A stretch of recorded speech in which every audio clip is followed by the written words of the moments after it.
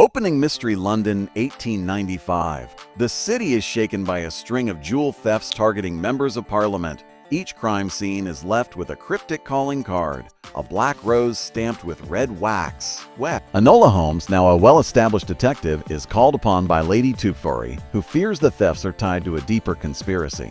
Meanwhile, newspapers still doubt Enola's reputation, calling her a Sherlock's shadow. Determined to prove them wrong, Enola vows to solve the case her own way.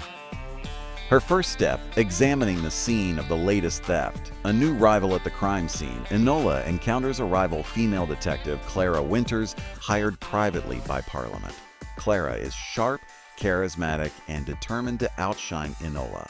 The two clash immediately, trading barbed remarks while examining clues. Sherlock arrives late, annoyed to find his sister already on the case. Clara openly flirts with Sherlock, further irritating Enola. Tewkesbury whispers to Enola, "You can't let her take this from you." The first clue Enola notices the black rose stamp bears tiny engravings resembling railway symbols. She deduces the thief may be using London's underground train system for swift escapes.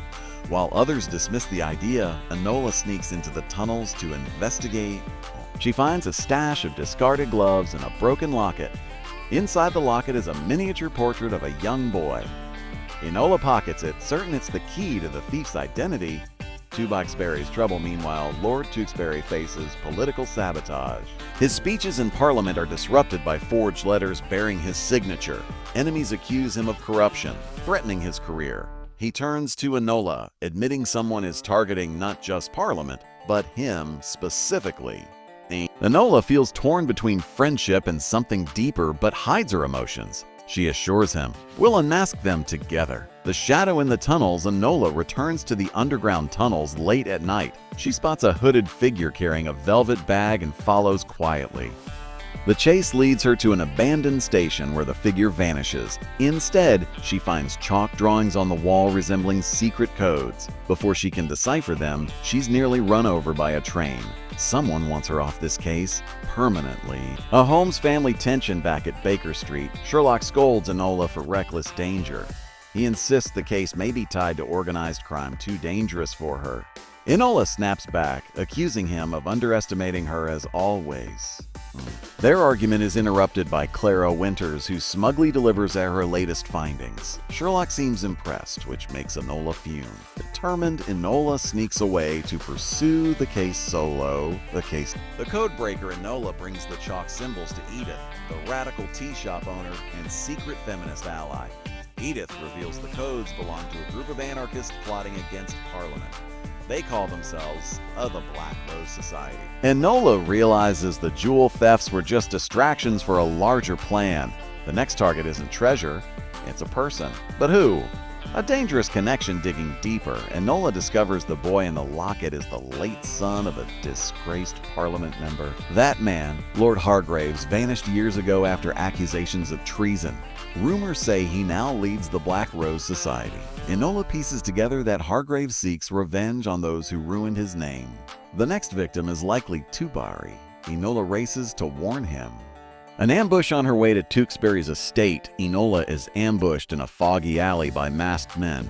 She uses her jujitsu skills to fight them off, but is outnumbered. Just when defeat seems certain, Sherlock intervenes with his cane. The siblings fend off the attackers together, reluctantly impressed by each other. Sherlock admits he underestimated her skills. But Clara appears again, claiming she tipped Sherlock off. Tewkesbury in danger at the estate, Enola finds Tewkesbury missing. Enola finds Tewkesbury. A rose card is pinned to his study door, for the sins of the fathers. Enola realizes Hargreaves blames Tewkesbury's family for voting against him years ago. The Black Rose Society has kidnapped Tewkesbury. Sherlock wants to handle it formally with Scotland Yard. But Enola insists they don't have time. The heist unfolds. Enola disguises herself as a servant to infiltrate a Black Rose gathering in the tunnels. She overhears Hargreaves' plan to assassinate multiple MP at an upcoming gala. Tewkesbury, bound and gagged, is being held as leverage. Clara, shockingly, is there too, and seems to be working with Hargreaves. Enola's heart sinks. Her rival isn't just competing, she's compromised. She narrowly escapes with this knowledge. The Holmes confrontation, Enola rushes to Sherlock with the news about Clara. But Sherlock refuses to believe it, citing Claire as a flawless record. The siblings argue again, splitting the case between them.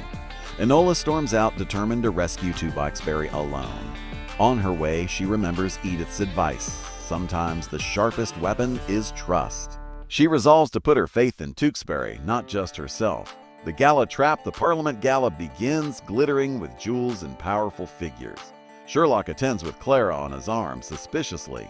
Enola sneaks in disguised as a maid, scanning for Tewksbury. She spots him locked in a service room beneath the stage. Hargreaves makes a dramatic entrance, giving a fiery speech masked as entertainment. The Black Rose Society prepares to strike.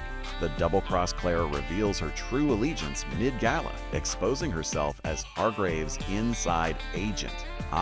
Sherlock is stunned, realizing Enola was right. Clara announces the Society's plan to detonate hidden explosives under Parliament.